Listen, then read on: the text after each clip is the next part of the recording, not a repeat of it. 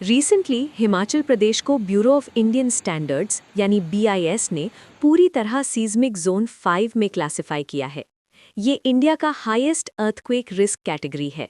इसका मतलब ये है कि हिमाचल प्रदेश ऐसे रीजन में आता है जहां high intensity earthquakes even magnitude 8 तक पॉसिबल है। लेकिन ये क्लासिफिकेशन सिर्फ एक वार्निंग नहीं है, ये एक्चुअली हमें हिमालयाज़ के जियोलॉजिकल रियलिटी की तरफ पॉइंट करता है।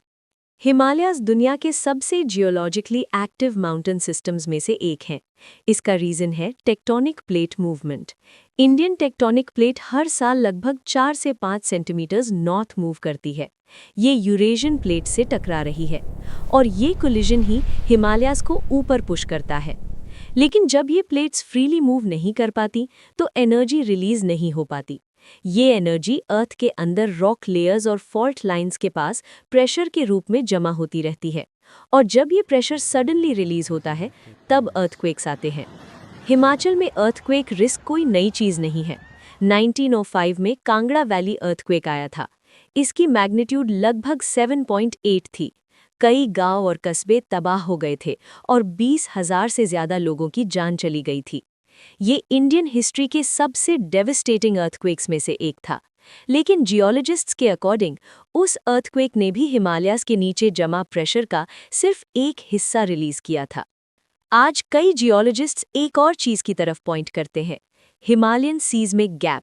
ये हिमालयाज़ का एक ऐसा स्ट्रेच है जहां लंबे टाइम से कोई मेजर अर्थक्वेक रिकॉर्ड नहीं हुआ, लेकिन टेक्टोनिक प्लेट्स का मूवमेंट रुकता नहीं है। इसका मतलब ये है कि प्रेशर सालों से धीरे धीरे बिल्ड हो रहा है और जियोलॉजी में कभी-कभी लॉन्ग साइलेंस ही सबसे बड़ा सिग्नल होता है।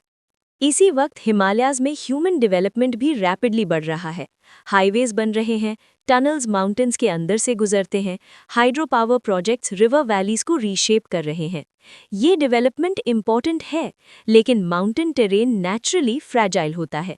जब स्लोप्स कट किए जाते हैं या माउंटेन्स के नीचे का सपोर्ट रिमूव होता है तो टेरेन और अनस्टेबल हो सकता है। और अगर अर्थक्वेक आता है तो डैमेज सिर्फ ग्राउंड शेकिंग से नहीं होता, लैंडस्लाइड्स, रॉक फॉल्स और स्लोप फेलियर्स भी ट्रिगर हो सकते हैं। इंटरेस्टिंगली, ट्रेडिशनल हिमालयन आर्किटेक्चर इस रिस्क को काफ़ी पहले समझ चुकी थी। सिस्टम्स जैसे काथकुनी और धज्जी देवारी फ्लेक्सिबल कंस्ट्रक्शन यूज़ करते हैं। स्टोन और टिम्बर लेयर्स एक दूसरे के साथ इंटरलॉक होती हैं। जब अर्थक्वेक आता है तो स्ट्रक्चर थोड़ा मूव करता है इंस्टेड ऑफ सडनली कोलैप्सिंग। ये एक फॉर्म है नेचुरल सीज़मिक इंजीनियरिंग का। हिमाचल का सीज़मिक जोन 5 क्लासिफिकेशन एक रिमाइंडर है, हिमालयाज़ एक स्टैटिक लैंडस्केप नहीं है, ये एक एक्टिव जियोलॉजिकल सिस्टम है और फ्यूचर डेवलपमेंट को इसी रियलिटी को ध्यान में रखकर प्लान करना होगा। क्योंकि अर्थक्वेक्स को रोका नहीं जा सकता, लेकिन उनके इम्पैक्ट को कम ज़रूर किया जा सकता है।